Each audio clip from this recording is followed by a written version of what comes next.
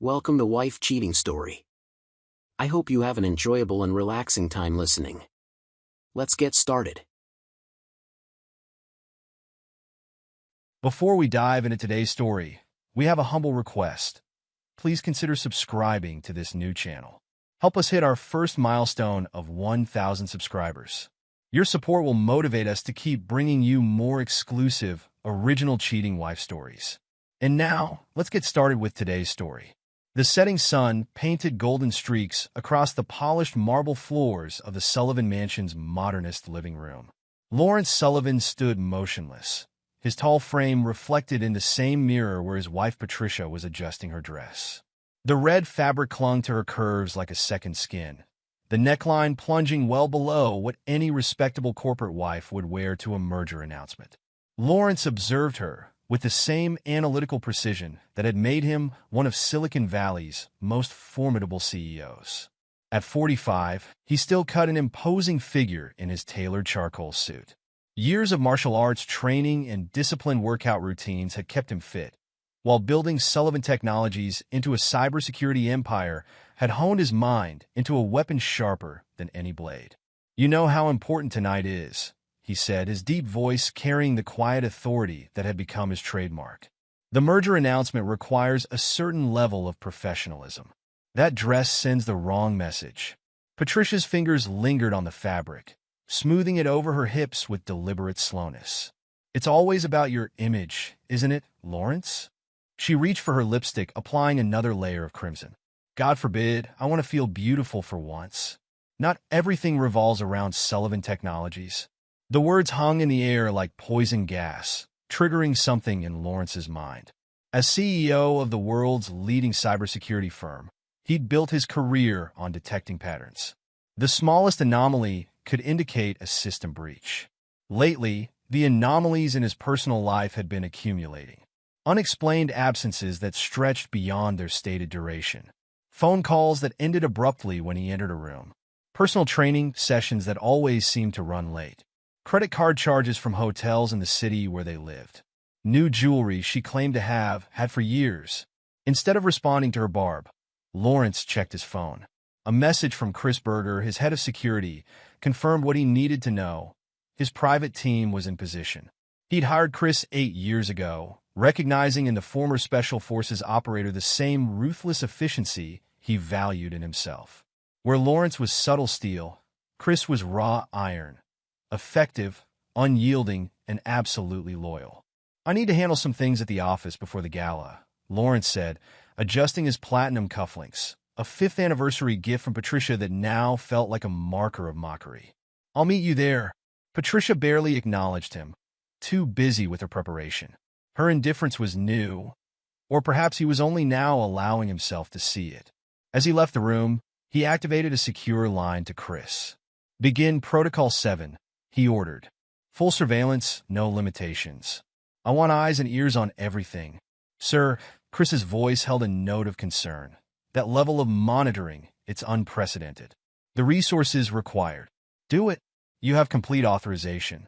"And Chris, this stays between us." Lawrence descended the curved staircase of his home, past the family portraits that now seemed like elaborate props in a stage play. He'd built this life on a foundation of integrity and family values.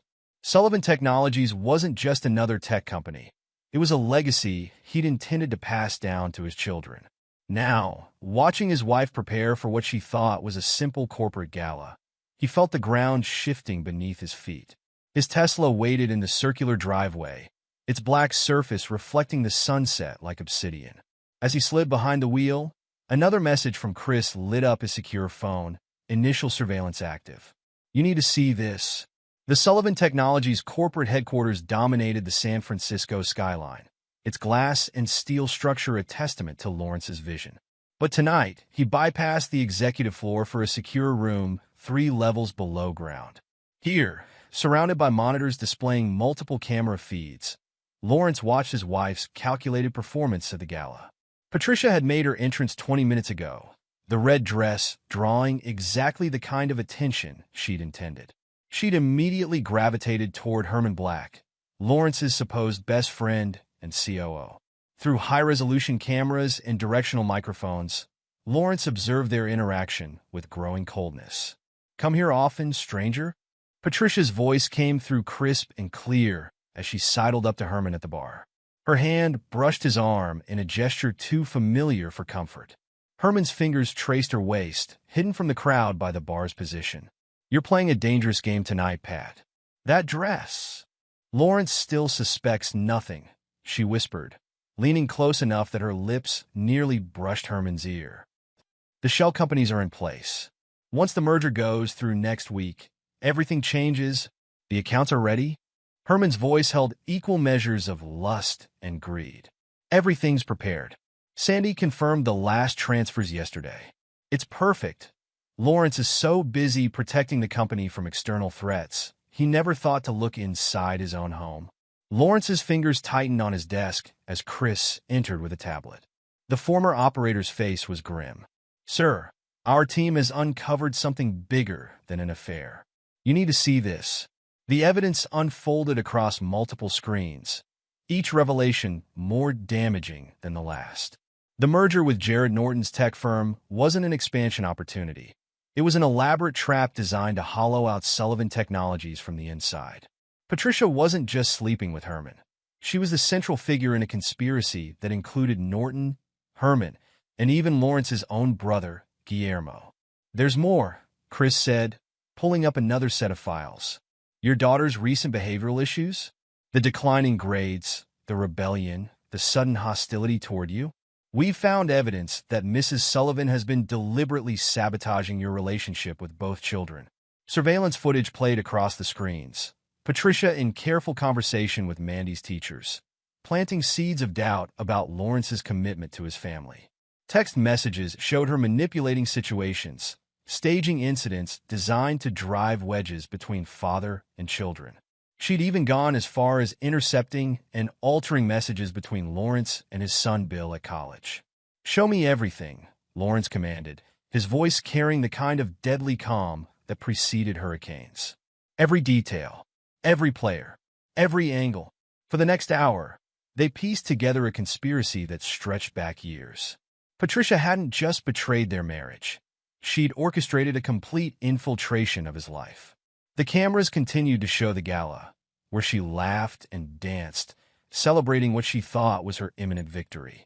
The night stretched into early morning as Lawrence dove deeper into encrypted servers and hidden accounts. Each discovery was another betrayal crystallized in data, another crack in the foundation of trust he'd built his life upon. His brother Guillermo had been running ghost projects through the R&D department, siphoning millions through fake research initiatives. The money trail led to offshore accounts, carefully hidden but not invisible to someone with Lawrence's resources. Herman's betrayal went beyond the affair. He'd been selling company secrets to competitors, using the profits to fund a lavish lifestyle that included regular trips with Patricia to private villas in the Mediterranean. Their affair hadn't been a recent development. Bank records showed shared accounts dating back 3 years. Patricia's role was perhaps the most insidious.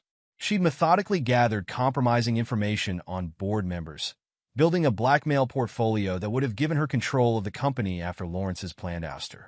She'd used her position as his wife to access information, to build relationships, to plant seeds of doubt about his leadership. But Sandy, his sister-in-law, had been the biggest surprise. She'd constructed an entire shadow company built on stolen Sullivan Technologies patents, preparing to launch competing products the moment Lawrence was removed from power. "Sir," Chris said, returning with another set of files. "We confirmed the timing. The dress tonight, it wasn't just inappropriate. They're celebrating. The merger announcement was supposed to be the beginning of your end. They think they've won." Lawrence stood, walking to the window that overlooked the sleeping city. In the reflection, he could see the monitors behind him, Patricia and Herman sharing another intimate moment, his brother glad-handing investors, Sandy watching it all with satisfied eyes. "Activate Protocol 0, he said, his voice carrying absolute finality. Chris didn't bother hiding his concern. "Sir, Protocol 0, the collateral damage will be extensive. Personal reputations, careers, families, they chose their fate when they targeted my children." Lawrence turned, his face illuminated by the city lights and the glow of monitors. They didn't just try to steal my company. They tried to steal my legacy.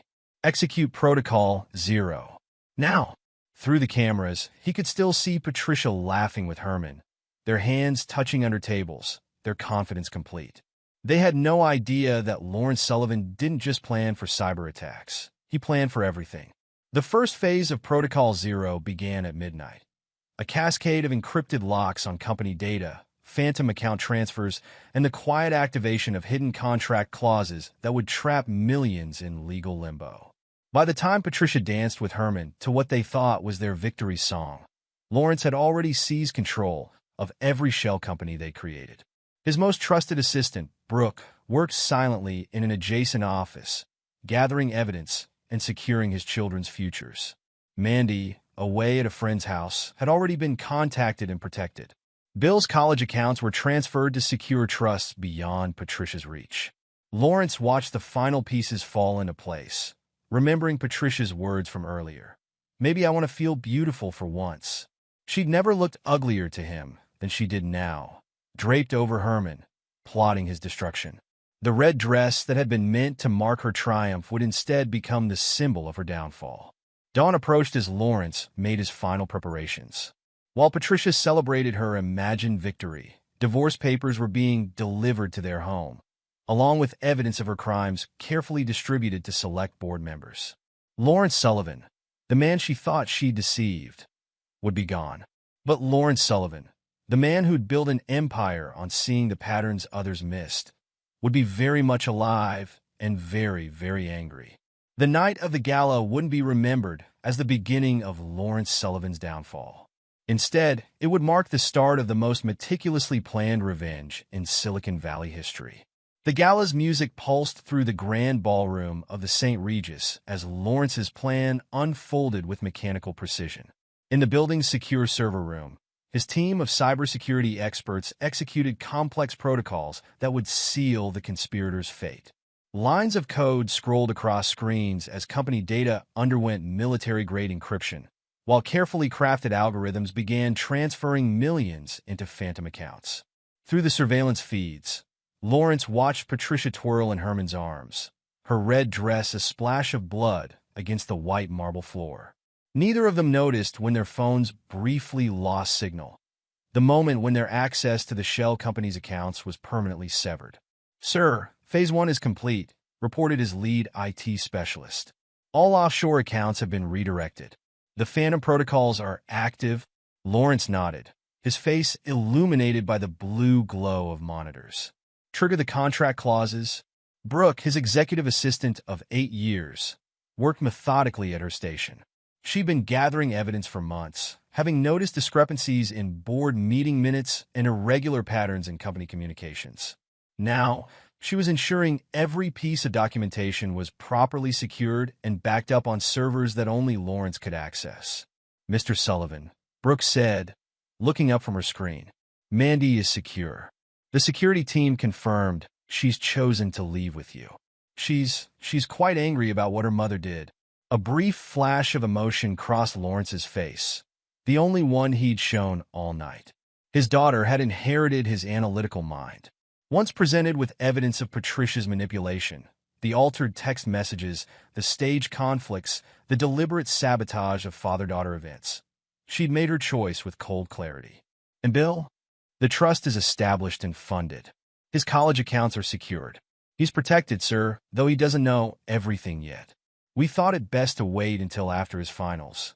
Lawrence turned to Chris, who stood by the door. "Begin Phase 2. While Patricia danced and laughed, believing she was celebrating her impending triumph, Lawrence's team executed a series of precisely timed operations. All company data was locked behind new encryption protocols. Millions in assets were legally transferred through predetermined channels. Hidden contract clauses were activated, giving Lawrence control of the shell companies. Emergency board protocols were initiated, temporarily concentrating power in the CEO position. Surveillance data was secured and backed up to multiple secure locations. By midnight, as Patricia sipped champagne with her co-conspirators, Lawrence had effectively seized control of every asset they thought they'd stolen. The irony of their celebration wasn't lost on him. They were toasting their own destruction. The divorce papers are being delivered now, Brooke confirmed, along with selected evidence packages to specific board members. Lawrence stood straightening his tie. Distribute the remaining files as planned. It's time. Before dawn broke over San Francisco, Lawrence Sullivan, the man they thought they'd outsmarted, vanished completely. His disappearance was as meticulous as everything else he did. No trace, no trail, no loose ends. Patricia's homecoming would be her first taste of the new reality. She'd find all accounts emptied or frozen. Divorce papers detailing her infidelity and conspiracy. Evidence of her crimes in the hands of key board members. Her access to company resources completely revoked. Her carefully constructed world beginning to crumble. The first cracks appeared at dawn. Herman Black stood in his private office, staring at his computer screen in disbelief. Every offshore account, empty. Years of carefully hidden funds gone. His phone buzzed constantly with alerts. Access denied, transfer failed, account suspended. What the hell is happening? He barked into his phone, all pretense of smooth sophistication gone. Fix this. But there was nothing to fix. The money hadn't been stolen. It had been legally reclaimed through a web of contracts and clauses so complex that his lawyers were already getting headaches. Across town, Guillermo Sullivan watched federal auditors march into his department. They carried boxes of documents, detailed records of every ghost project, every fraudulent transaction, every fake research initiative he'd used to embezzle millions. His attempt to call his sister-in-law Sandy went straight to voicemail. Sandy had problems of her own. Her parallel company, built on stolen Sullivan Technologies patents, faced not just litigation, but complete annihilation. Emergency injunctions had frozen her assets. Cease and desist orders arrived by the dozen. Her technical team reported that critical data was simply gone. But it was Jared Norton who broke first. The veteran tech executive recognized a lost cause when he saw one. He reached out to federal investigators with an offer. Evidence of Patricia's involvement in industrial espionage in exchange for immunity. His betrayal was quick, complete, and self-serving. Exactly what Lawrence had predicted. Patricia's fall was particularly spectacular. Her society friends, who'd once competed for her attention, now wouldn't return her calls. Claudia Martinez, Lawrence's corporate counsel and a pillar of San Francisco society, led the social exodus. The same people who'd admired Patricia's red dress at the gala now whispered about her disgrace at charity functions. I don't know what you're talking about, Herman declared publicly when asked about their relationship. Mrs. Sullivan was simply another board member's wife. These accusations are ridiculous. He'd thrown her under the bus, so fast it left skid marks. Watching him deny their relationship on live television, Patricia finally understood.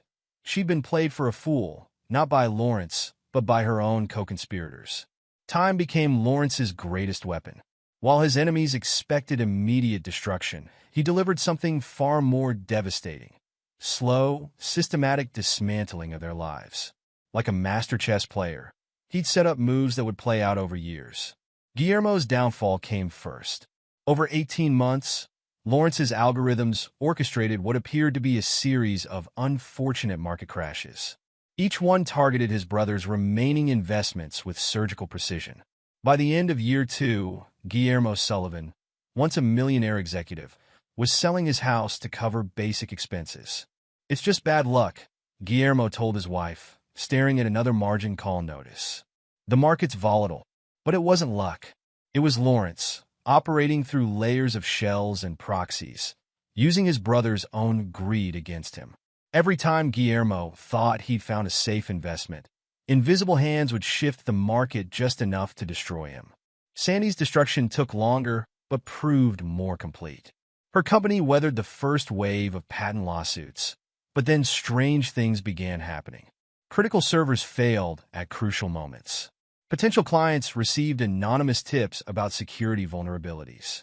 Mysterious cyber attacks exposed just enough of her stolen technology to scare away investors. There's nothing linking these incidents, her security team reported. It's like we're cursed.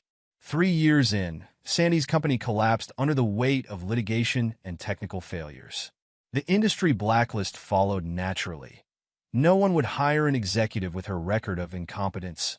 Herman's reputation died by 1,000 cuts. Evidence of his affairs, not just with Patricia, but with numerous others, leaked to the press in a steady drip. Each revelation was more damaging than the last. His attempts to deny them only made him look worse, especially when time-stamped videos proved his lies. "I assure you, these allegations are completely false," he'd say, only to have photos appear the next day showing exactly what he denied. Patricia's attempts to access Lawrence's fortune met with constant failure. Every legal challenge was met with overwhelming evidence of her crimes. Her lawyers kept quitting as new conflicts of interest mysteriously emerged. Her attempts to sell stories to the press backfired when journalists received proof of her lies. But while his enemies floundered, Lawrence rebuilt. Operating under various aliases and through multiple corporations, he constructed a new empire. His children thrived under his guidance. Mandy discovered her talent for cybersecurity, eventually becoming one of the field's rising stars. Bill excelled in corporate law, his understanding of business enhanced by watching his father's strategic brilliance. Both children understood the truth. Their father hadn't run away. He'd removed them from a toxic environment. Lawrence maintained perfect operational security through it all. Not once in 6 years did his enemies discover his location or new identity. He watched them through surveillance networks, monitored their desperate attempts to recover, and methodically closed every door they tried to open.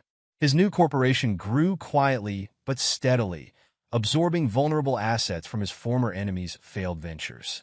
Each acquisition was legal, logical, and completely untraceable to him. He wasn't just destroying their present. He was using their resources to build his future. The conspirators never realized they were watching their own assets being used against them. They were too busy surviving. Guillermo took increasingly desperate consulting jobs. Sandy moved to progressively smaller apartments. Herman found his reputation so toxic that even startups wouldn't touch him. Patricia's attempts to leverage her former social status met with embarrassing failures. Through it all, Lawrence worked with mechanical precision. Each move was calculated, each consequence measured. He didn't act from emotion, revenge, serve cold, required patience and planning. He was building something greater than destruction, a legacy that would prove betrayal never pays. For 6 years, he was a ghost in the machine, an invisible hand of justice. His enemies looked over their shoulders, jumped at shadows, and slowly went mad trying to figure out why everything they touched turned to ash. But Lawrence knew something they didn't. This was just the prelude. The real endgame was still to come. The security cameras caught Patricia's arrival at 9:47 a.m. 6 years had not been kind to her. The designer clothes were gone, replaced by off-the-rack where that tried too hard to look expensive. Her once perfect hair showed streaks of gray, and her makeup couldn't quite hide the lines of bitterness etched into her face. She clutched the hand of a small boy, 5 years old, dark-haired, with Herman's distinctive nose. The child looked around with nervous curiosity as Patricia approached the front desk of the towering glass building that housed Nova Technologies, Lawrence's new empire built from the ashes of his enemies' ambitions. "I need to see Lawrence Sullivan," Patricia announced, her voice carrying the same entitled tone she'd used at the gala 6 years ago. "Tell him his wife is here." The receptionist, already briefed for this moment, replied with practiced neutrality. "I'm sorry, ma'am. There's no Lawrence Sullivan here." "Ex-wife," Patricia corrected, fumbling in her purse. "And I know he's here. This building, this company, it's all his. The boy, he needs to meet his father." Security cameras tracked their movement through the lobby. In his office 60 floors above, Lawrence watched the scene unfold on his monitors. DNA test results were already open on his tablet, tests he'd arranged months ago through his surveillance network. The boy's genetic profile was displayed next to Herman's, a 99.9% match. "She's getting desperate," Chris observed from his position by the door. "Trying to claim paternity after 6 years? Lawrence's lips curved slightly. "Herman knows about the boy. He abandoned them both 3 years ago. My sources confirmed he's been dodging child support through shell companies." The trust you set up for the kid has been covering their basic needs, Chris added. Though Patricia's been neglecting him despite the support. We have documentation of missed doctor's appointments, unexplained absences from school. Lawrence nodded. Everything was proceeding exactly as he'd predicted. Patricia's attempt to leverage a non-existent paternity claim would become yet another weapon in his arsenal. Sir, his assistant's voice came through the intercom. Mrs. Black is becoming insistent. Lawrence pressed a button, and security footage showed Patricia growing increasingly agitated in the lobby. You tell Lawrence that Thomas is his son, she demanded, her voice rising. We were together that last night before he disappeared. He has responsibilities. The boy, Thomas, shrank away from his mother's outburst, displaying a practiced familiarity with her episodes. Lawrence's surveillance had documented dozens of similar scenes. Patricia's public meltdowns, her neglect of the child, her attempts to use him as leverage against both Herman and Lawrence. Show them up, Lawrence commanded. It's time to end this particular charade. 10 minutes later, Patricia burst into his office, dragging Thomas behind her. She froze at the sight of Lawrence behind his desk, looking barely a day older than when he'd vanished. Success had preserved him, while failure had ravaged her. You've been here all along, she whispered. Right under our noses. Sit down, Patricia, Lawrence said calmly. We need to discuss Thomas's future. Specifically, why you've been neglecting the child support payments Herman's sister Ronnie sends for him. Patricia's face went white. How did you? I've been watching. I've watched you waste the support money on failed get-rich-quick schemes. I've documented every missed parent-teacher conference, every skipped medical checkup, every time you left him alone while you chased dead-end leads trying to find my fortune. He turned his tablet around, showing her the DNA results. Thomas isn't mine, Patricia, but unlike his actual father, I've been ensuring he has food, shelter, and education through the trust one established. The same trust you've been misappropriating. You can't prove. I can prove everything. Lawrence pressed a button and screens around the office lit up with surveillance footage, financial records, and medical reports. The question is, what happens next? Thomas, forgotten by his mother in her shock, had gravitated toward a corner of the office where a familiar red dress hung in a frame. He stared at it with innocent curiosity while his mother's last desperate gambit crumbled around him. 1 week later, 5 separate town cars arrived at Nova Technologies headquarters. Each carried a passenger who'd received an invitation they couldn't refuse. Herman Black emerged first, his designer's suit a cheap knockoff of his former wardrobe. Bankruptcy had left him desperate enough to walk into what he suspected was a trap. Guillermo Sullivan followed, wearing the uniform of the security company where he now worked as a middle manager. 6 years of orchestrated financial disasters had stripped him of everything except his bitter resentment. Sandy stepped out next, clutching a briefcase containing legal papers about her pending criminal charges. Her once confident stride had been replaced by nervous glances over her shoulder. Jared Norton arrived fourth, his immunity deal crumbling under the weight of new evidence. His usual swagger was gone, replaced by the haunted look of a man watching his carefully constructed lies unravel. Patricia entered last, still reeling from her failed paternity gambit. She'd received custody papers that morning. Herman's sister Ronnie was suing for custody of Thomas, backed by extensive evidence of neglect. The lobby directory listed their destination as Conference Room A, special board meeting. None of them noticed that each guard, each receptionist, each person they passed had been specifically chosen for this day. Lawrence watched their approach on his monitors. Beside him stood his inner circle, each prepared for their role. Mandy, now 24, had grown into a formidable cybersecurity expert. Her tablets displayed years of surveillance data on her mother's activities. Bill, fresh from law school, carried files documenting every aspect of Guillermo's crimes. His uncle's betrayal had shaped his understanding of corporate law. Brooke, promoted to COO, held evidence of Sandy's corporate espionage. Every stolen patent, every secret deal, every hidden transaction. Chris maintained his position by the door, ready to present proof of Herman's multiple betrayals.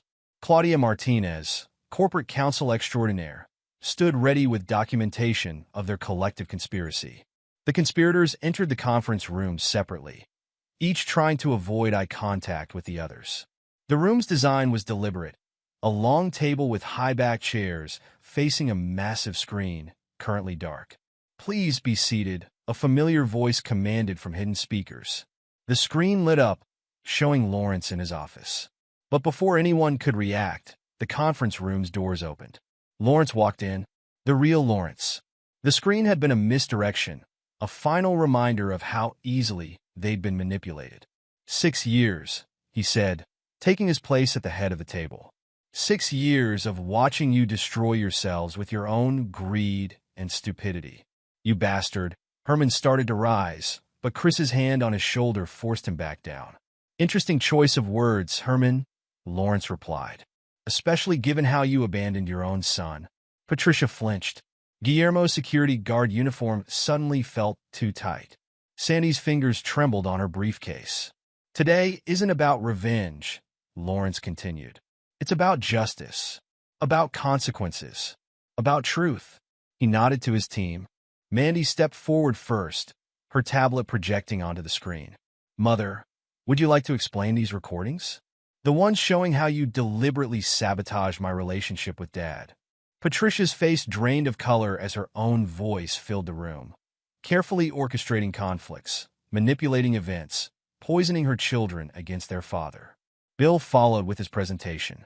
"Uncle Guillermo, the federal authorities are very interested in these transaction records. But they're especially interested in what you did with the money." One by one, they presented their evidence. Brooke exposed Sandy's corporate espionage, including emails proving she'd stolen patents before they were even filed.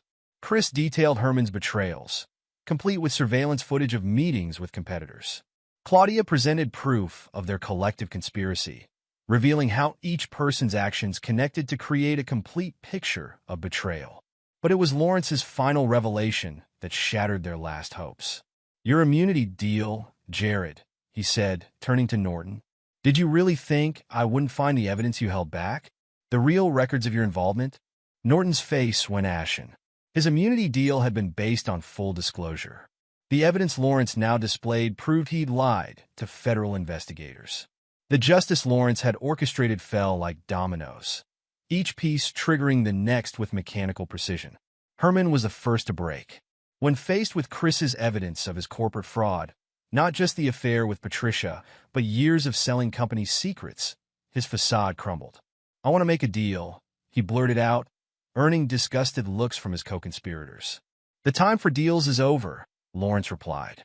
"Federal agents are already processing your involvement in industrial espionage. The evidence has been verified by 3 independent sources." Guillermo tried a different approach. "Brother, please."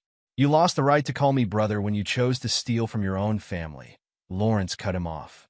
"However, the DA is willing to discuss a plea deal in exchange for your complete testimony." Guillermo's shoulders slumped.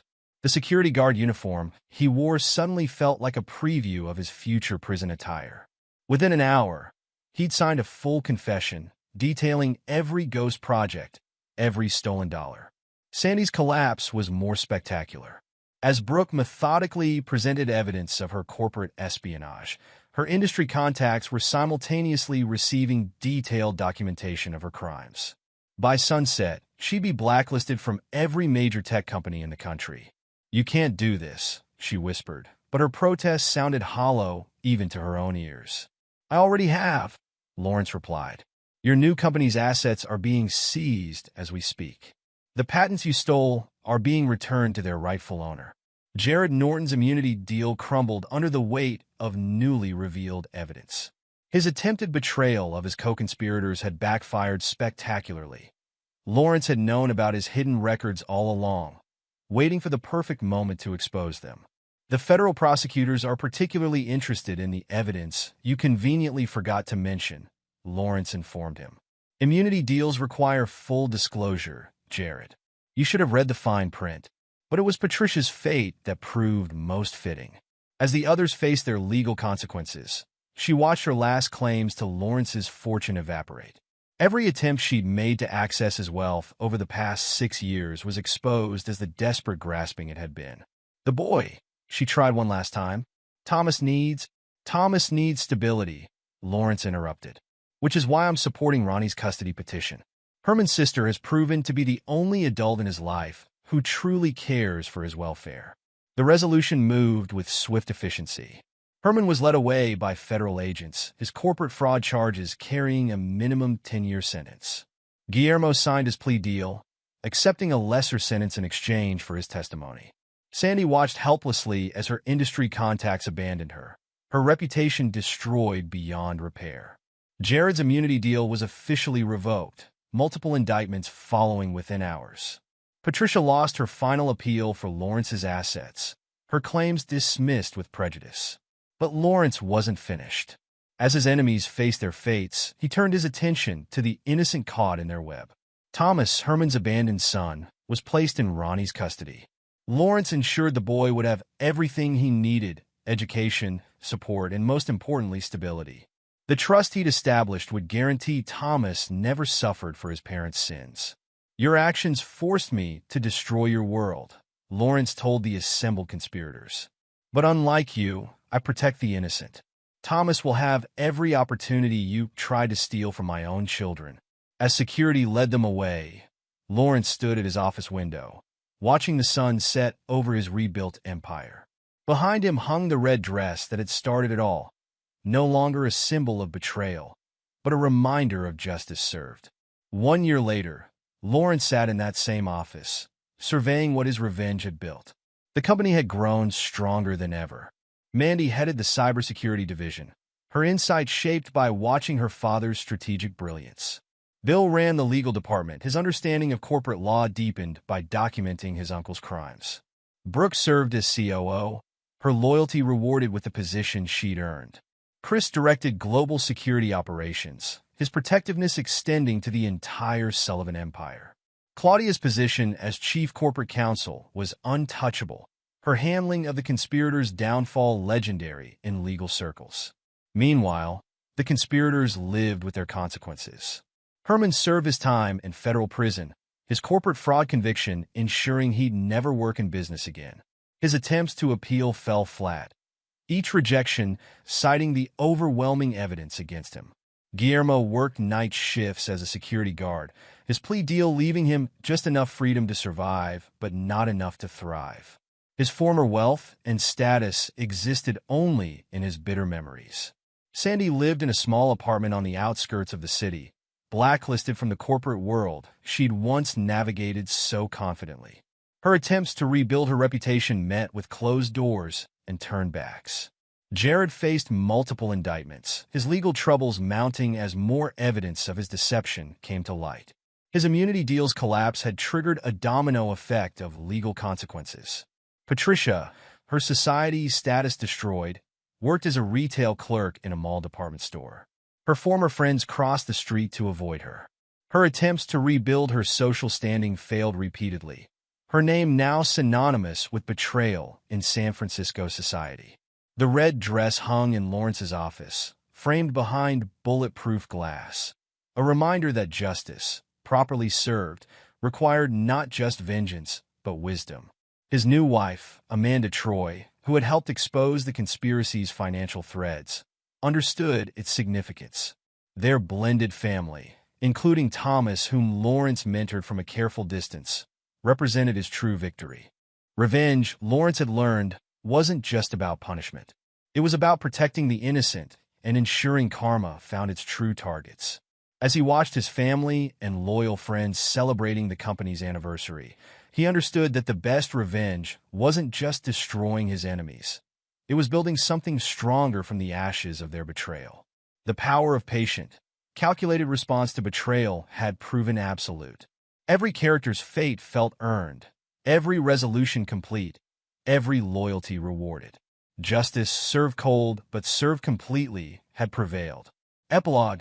Patricia Black, formerly Sullivan, stared at her reflection in the employee bathroom mirror of Carson's department store. At 52, the careful maintenance of her appearance had become an obsession, a desperate attempt to cling to her former glory. The employee discount barely covered her basic cosmetics, and her monthly paycheck as a sales clerk couldn't sustain even a fraction of her former lifestyle. Her studio apartment, a far cry from the Sullivan Mansion, sat above a Chinese restaurant in a forgotten corner of San Francisco. The constant smell of cooking oil served as a daily reminder of her fall. Her wedding rings, both from Lawrence and her brief, disastrous marriage to Herman, had been sold years ago to cover legal fees. Every attempt to rebuild her social standing had failed spectacularly. 3 charity organizations had publicly rejected her volunteer applications. Former friends blocked her calls and social media accounts. Country clubs cited membership restrictions when she attempted to join. Even her mother's bridge club had quietly asked her not to attend their annual fundraiser. Her relationship with Thomas, now 11, existed solely through court-mandated supervised visits twice a month. Ronnie, Herman's sister, had won full custody 5 years ago, backed by Lawrence's meticulous documentation of Patricia's neglect. The trust Lawrence had established ensured Thomas attended the best schools and had every opportunities Patricia could no longer pretend to provide. Herman Black's fate proved equally fitting. Federal prison camp Montgomery had stripped away his arrogance along with his freedom. His 7-year sentence, reduced from 10 for cooperation, offered ample time to reflect on his choices. His cellmate, ironically, was a former hedge fund manager who'd lost everything to one of Lawrence's market corrections. The consequences of their betrayal continued to unfold. Patricia's attempts to write a tell-all book were shut down by ironclad NDAs. Herman's appeals were rejected with increasing finality. Their joint assets had been seized and liquidated. Their reputations were so thoroughly destroyed that even their failures made no news. Lawrence's new headquarters dominated the San Francisco skyline, a testament to patient revenge and calculated reconstruction. The Nova Technologies logo gleamed against the morning sun, while inside, the fruits of loyalty flourished. Mandy Sullivan, now strategic director of cybersecurity, had transformed her father's security protocols into an industry standard. Her department's innovations, born from watching Lawrence's methodical dismantling of his enemies, regularly set new benchmarks in digital protection. At 29, industry publications already called her the next generation of security evolution. Bill Sullivan's legal department had become legendary for its precision. His understanding of corporate law, shaped by documenting his uncle's downfall, made him uniquely qualified to protect the company's interests. His recent marriage to the daughter of a Supreme Court justice had added another layer of influence to the Sullivan legacy.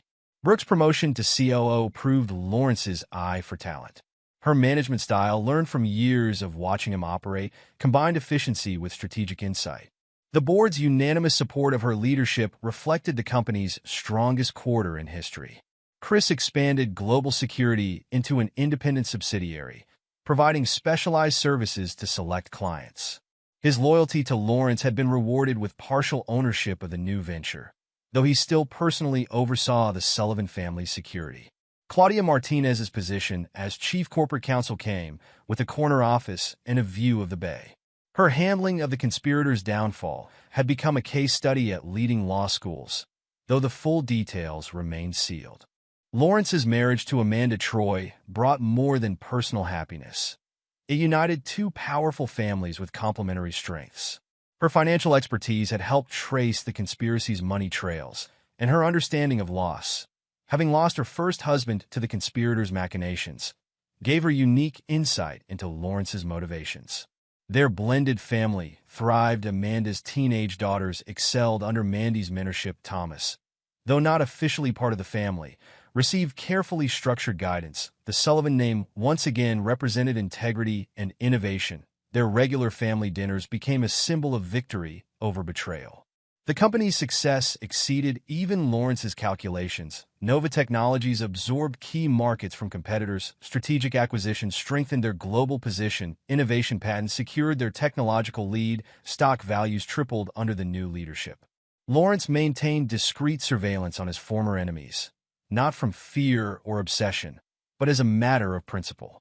Their continuing struggles served as data points in his understanding of justice. Patricia's attempts at redemption, failed interviews for better positions, rejected applications for loans, unsuccessful efforts to contact Thomas outside approved visits, declined submissions to society magazines about her side. Herman's prison existence, declined requests for parole, failed attempts to publish business insights, rejected appeals for sentence reduction, growing isolation as former contacts abandoned him. The red dress, still framed in Lawrence's office, had acquired almost mythical status among employees. New hires learned quickly not to ask about it directly, but its story, carefully curated versions of it, circulated as a warning about betrayal and a testament to loyalty. Lawrence's revenge hadn't just destroyed his enemies. It had built something greater, a corporate culture that valued loyalty above all, a family strengthened by overcoming betrayal, a legacy secured for generations, a reputation for patient, absolute justice. Thomas, unaware of his full connection to events, was thriving under Ronnie's care. The trust Lawrence established ensured he would have every opportunity to build his own legacy, untainted by his parents' choices. In the end, Lawrence's patient vengeance had transformed betrayal into foundation stones for a stronger future. The conspirator's fate served as a perpetual reminder. Karma comes not as swift lightning, but as the inevitable tide, rising slowly but absolutely, drowning those who mistake patience for weakness. The Sullivan name endured stronger than ever, while those who had tried to destroy it lived on as cautionary tales, their falls as complete as their betrayal had been profound. Lawrence kept only one photo from his previous marriage, not for sentiment but for perspective. It showed Patricia in the red dress at the gala, celebrating what she thought was her triumph. Beside it, quarterly reports showed Nova Technologies' continuing dominance. Each success another stone in the edifice built from his enemy's destruction. Perfect revenge, Lawrence had learned, wasn't just about destroying enemies. It was about using their destruction to build something they could never taint, never touch, and never comprehend. A legacy of justice served cold, complete, and without regret.